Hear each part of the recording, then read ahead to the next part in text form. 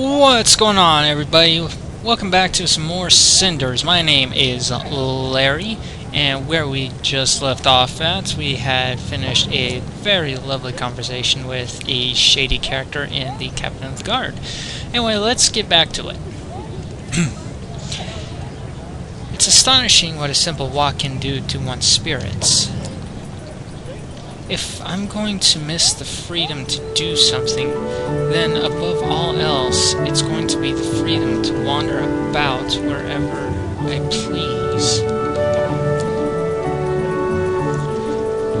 When I walk with no specific goal, no destination, I can just switch off and absorb my thoughts, jumping into their little drawers. With each step, I can feel my muscles relaxing. The strength of the market has its moments too. I saw the most gorgeous shoes.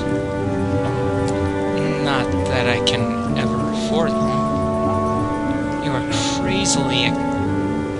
crazy expensive. I get that they were imported from the eastern lands, but at that price they should be made of diamonds and dragon skin. Who buys something like that? I mean, I know I would if I could, but that's besides the point, right? Forget about it. No reason to dwell on such things. I still haven't decided what to do with my newly gained knowledge. Everything about this business screams that I should use it as leverage, but I don't know how. Not yet. At least it gives me some space, some secure distance from Carmosa, knowing that I know about one of her precious secrets. It's getting late. I should be heading back home. Time to say goodbye to freedom. Hello there, Cinders. Oh jeez, you just came out of nowhere like a ninja. I did not expect to see you around town at this time.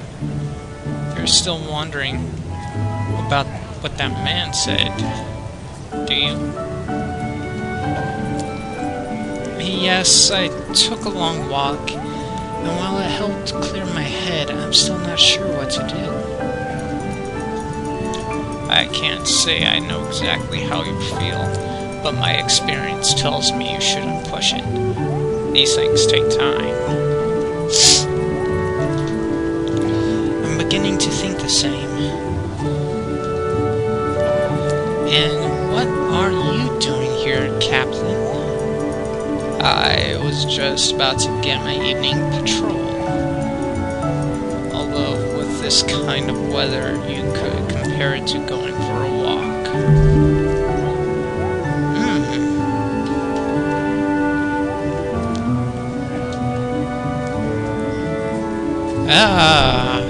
Let's go on a date. Can I go too? Sounds lovely indeed. Would you mind if I accompanied you? Hope it isn't too dangerous. Dangerous? Hardly. But are you sure? You said you've just spent the afternoon walking about, and the patrol route is quite long. Oh, don't worry about me. I'm stronger than I look. Besides, this is my last day of freedom. I'd rather make it last as long as possible. The big red, Carmosa is coming back home tomorrow. I see. Now I understand the long face. Very well then. You may come with me, but be warned. I will not change or shorten the route if you're tired. Ugh. Hang on, I gotta take a swig. Yeah. That's water, by the way. It may not be the most demanding duty there is for a soldier, but it is a duty still. Oh, don't worry. I can be very militant if there's need for it. Some of my witty ripostes and well-aimed grimaces could be classified as weaponry. Ha! I had no idea you were such a menace. God damn it, Peralt. You're messing with my voice. I can only hope I won't end up arresting you for possession of lethal irony.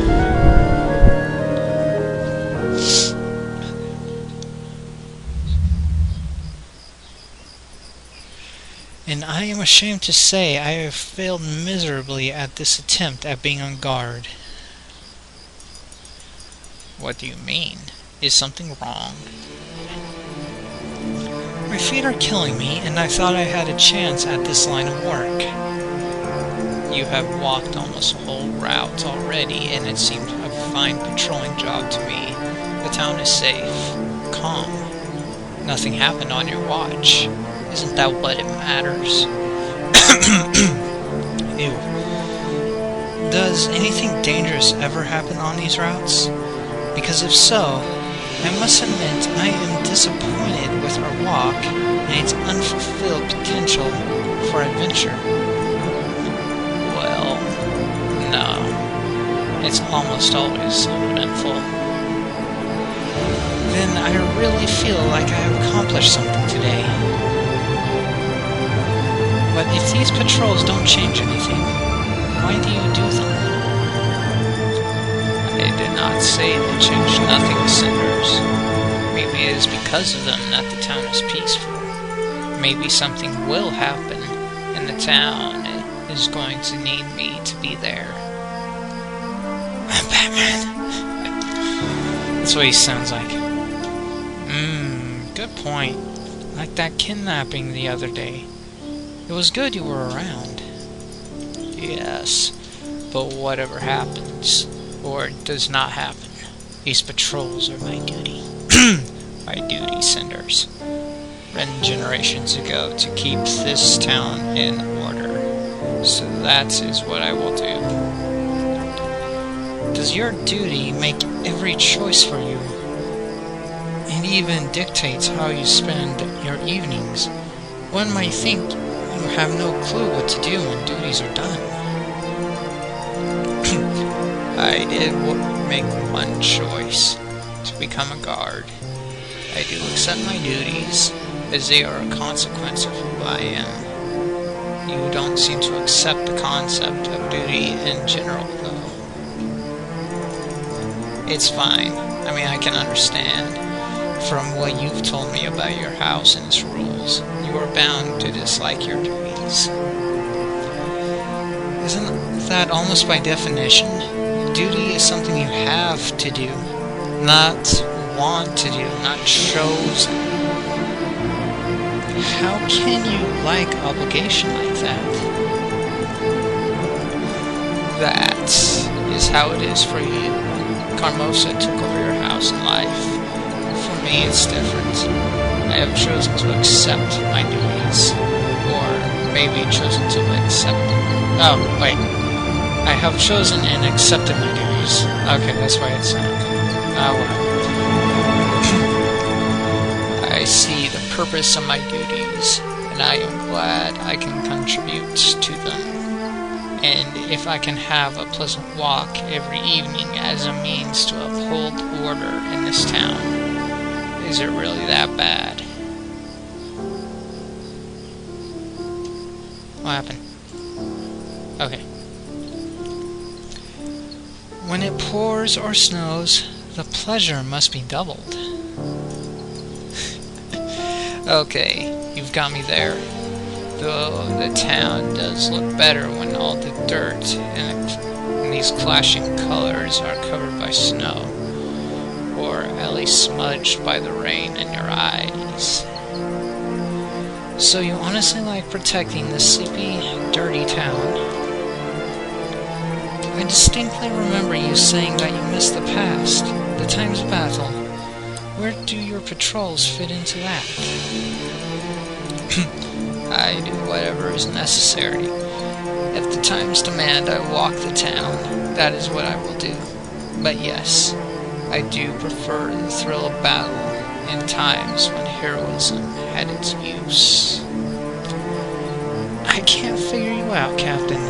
One minute you stop to show me a magnificent view of the evening mist over the lake that unfolds from the palace stairs. A minute later you admit killing is more preferable to you than such an evening stroll. I do prefer battle, but I certainly did not say I preferred it over this evening stroll in particular. Thank you. So are you a warrior or a poet? Or maybe a killer poet? Oh, I would be an awful poet, I assure you. In fact, you may be right. My poetry will probably kill. So you're not even going to try? Oh, come on. Roses are red, violets are blue. If you break the law, then I'll kill you. As you can see, not a poet. But then again, why do you think killing and poetry exclude each other? That's child's way of thinking. I've seen cruel crooks that wrote delicate poetry, and not all warriors are mindless brutes. You're right. I'm sorry. It's okay, but please understand, I do not enjoy killing. I do not enjoy killing. I do not enjoy killing. What makes me feel good is the sense of proficiency at something, of being useful.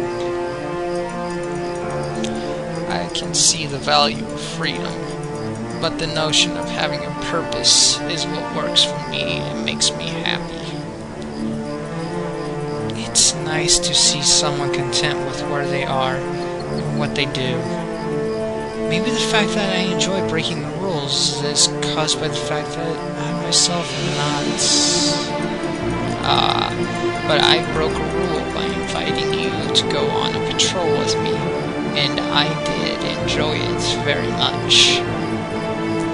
I'm glad, and if I offended you by questioning your way of life, I'm sorry. I didn't mean to be rude or nosy. By no means. There are many people I can talk to about such things. And now you can think things through if you don't let them be questioned. So thank you. I was a bit skeptical beforehand about patrolling together. Now, I regret we can't do that more often.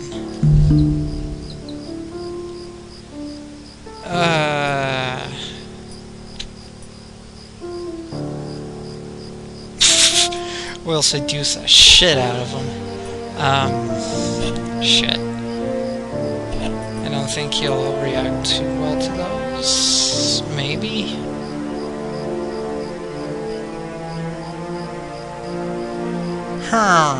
Eeny, meeny, miny, mo, catch a tiger by the toe. If he hollers, let him go.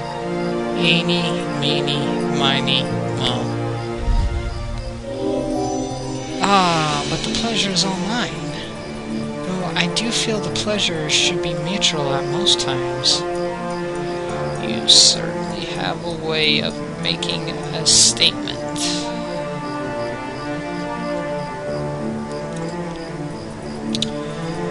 But honestly, you are a very interesting man. I'm surprised I didn't have to elbow my way through a crowd of young women here.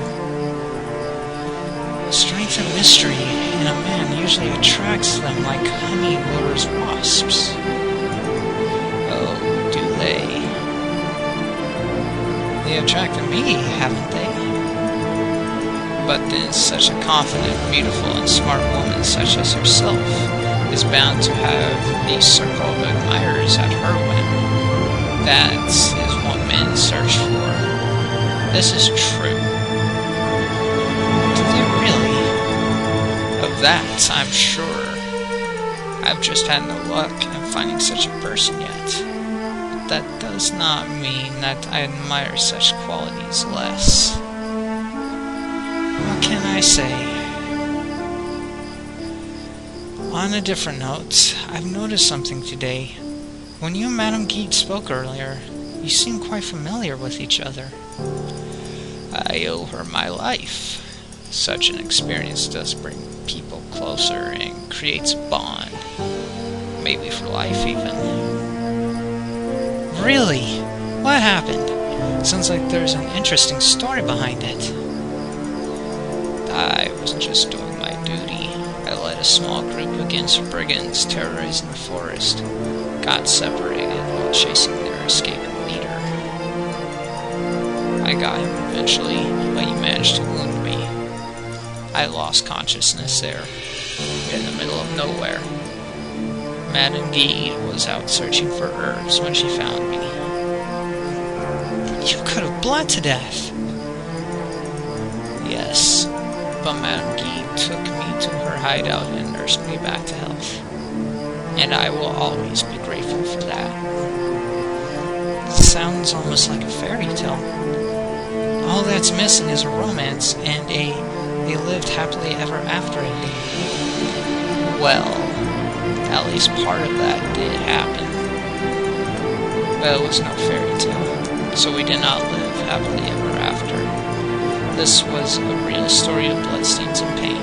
And wait, you were actually with Madame Guide, the wise and mysterious one? Romantically involved with the ominous witch of the woods? I'm sorry if I have spoiled the story and the characters for you, but I'm not a dark and brooding knight. Madame Guide is not an unearthly being. We were just human. I know. I'm sorry for stereotyping again. It's just so hard to imagine Guide in love. I don't think it was love. We were both lonely, and fate brought us together. Companionship might be a better word for it. Oh ho ho! Well then. I'm sorry if that offends you. No, I guess I've never thought about Madame Guide as someone that can be lonely, or with any other human weakness for that matter. She appears so strong. She is strong, and a good woman, so it will be a shame to see the prejudice win and drive her away from yet another town.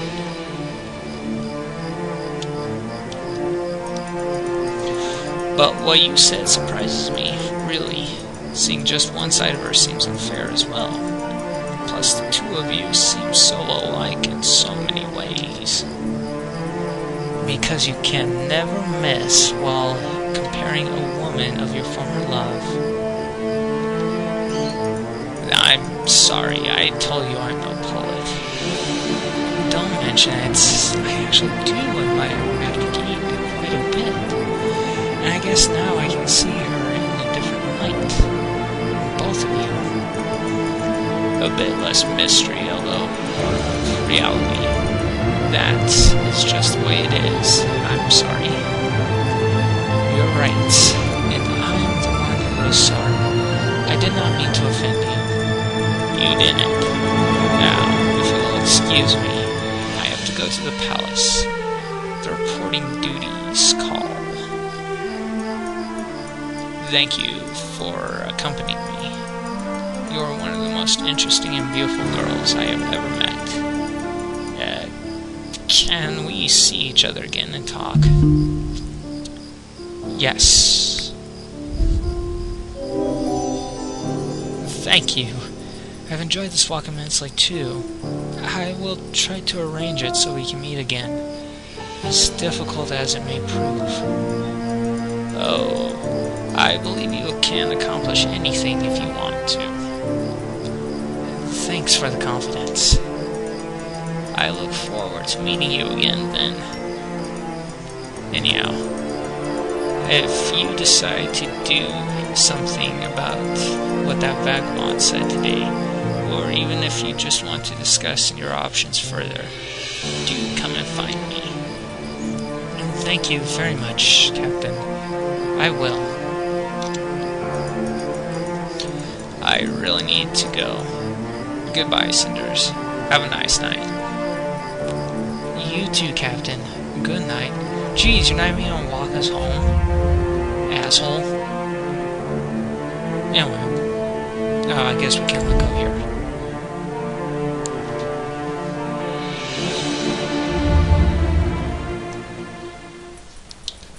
Back to the same old. This feels almost like coming back to prison. And out of my own will. After 2 such wonderful days of freedom, it's depressing to know I need to go back to my ordinary life. There, out in the real world, I can meet amazing people, have actual friends. Here, I'm trapped between Carmosa's plots and her poor daughter's bitterness. Sometimes I wonder, what if I were to vanish in the woods? Would anyone notice or care? Maybe that's the answer. Getting lost in the wilderness, befriending an uncivilized but noble tribe of rather short miners, becoming their princess. Oh dear. And spending the rest of my days being adored, praised, and then eating a poison apple.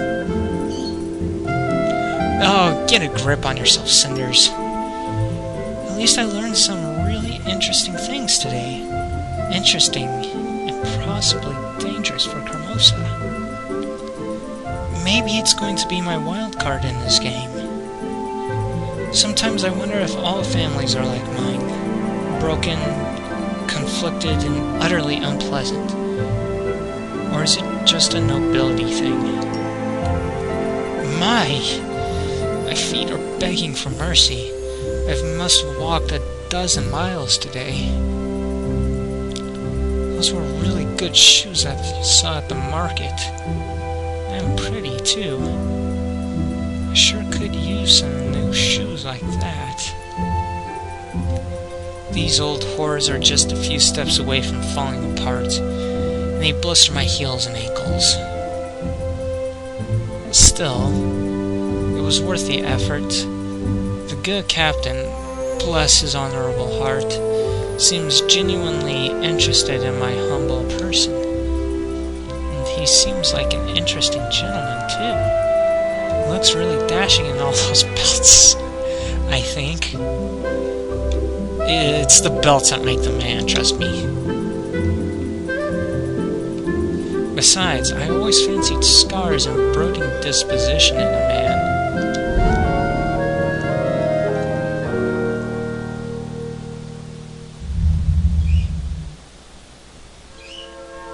Look at all them belts. Fuck the scars and the base. It's all about those belts. You have summoned me, my prince. That I did. Who came back a bit late tonight? I think that's his voice. Was there any trouble on your route? Not at all, my prince. Something has caught my attention. You must be wondering why I wanted to see you at this hour. Surely you have guessed it must be about something important. I will have to ask you to make an important decision, and I will not be expecting you to give me your answer right away. My lord. Let me explain, Perrault. As you know, we live in a time of transition. My father's death has changed many things. Being so close to our family, you are aware that the old king spent most of his days trying to compromise between extremes, a balance between order and freedom. That chandelier is hanging rather precariously right now, swinging back and forth. With little success despite his best wishes, all his life he remained an autocrat. That is why it has been my wish, my vision, to change the kingdom in such a way as to eliminate the need to compromise between freedom and order altogether. In other words, Perrault, I want reforms, but I am sure you know this. I do, my prince. I have known you long enough to be able to learn about the qualities of your character. I want to give the people a constitution, Perrault. I don't want them to be subjects. I want them to be citizens. I want them to have a Magna Carta. I see.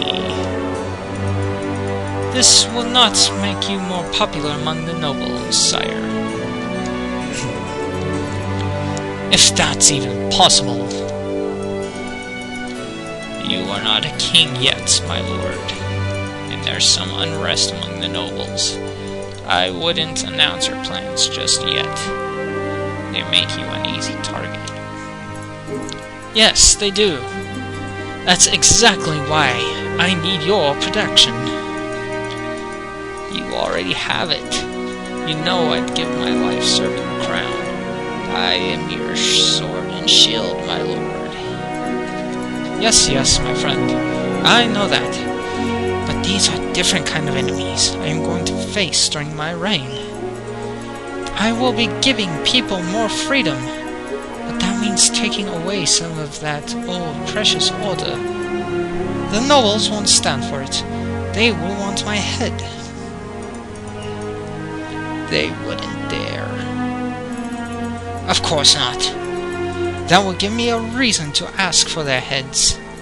They will not do anything openly. Do you understand now what I speak of? Perrault. So you want me to spy for you? It is the new battlefield, Captain.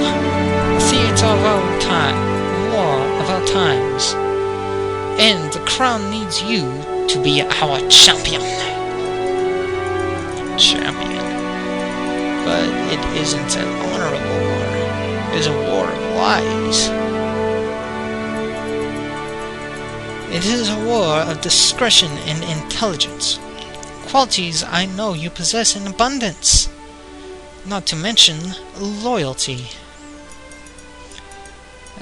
Forgive me, my lord. I don't want to come across as naive. I am simply not accustomed to all the subtleties of ruling. I'm surprised. What would you require of me in this new service? You would have to spend more time at the court. That much is certain. Keep your eyes and ears open and, of course, socialize much more. You would have to trade those blades of yours for our exquisite white gold cutlery, I'm afraid. And maybe do something about this outfit. All those belts. Look at the belts, man. I see. This is not exactly... This isn't. You don't have to decide right away. Also, you do have a choice. I am not a tyrant, after all. Not yet. Should you choose to distance yourself from this lovely mess I am planning for the realm, you can leave your current service with honor and retire. Your patrolling duty is purely ceremonial nowadays, and the guards have their officers as it is. Your position at the court is a matter of empty traditionalism, nothing more. You would send me away. To where? Oh, I am certain there is some picturesque, lucrative strip of royal land left that I can make you a count of. How about Middle Hollow? Such a quaint little place. You deserve it. That simple? This is very surprising. It's strange. It's a strange thing to learn that you are not needed. Rubbish, Perrault. The crown needs you. I need you. This is precisely why I am asking you to make your own decision. If I am to rule this realm, I have to learn to make difficult choices, and this is my first. I am not ordering you to become the new Royal Master Spy. I am giving you a choice. Not only because I know that you wouldn't make a good agent serving me against your own will, but also because you are my friend, Perrault. If that's the case, I reckon I prefer to be just a subject. It will be enough, Captain. Let us not say things we will regret later. Very well, my lord.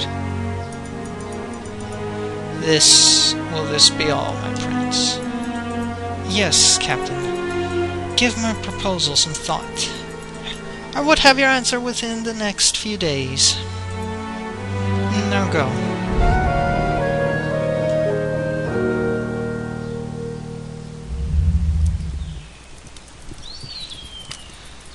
Oh, do you need some special invitation to get out of bed? Get up! Get up!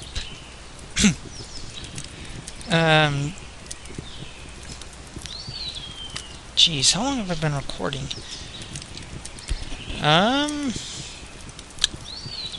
Alright, I think that will be a good time to end this episode here. Anyway, this has been Larry signing off for now. As always, stay frosty, guys.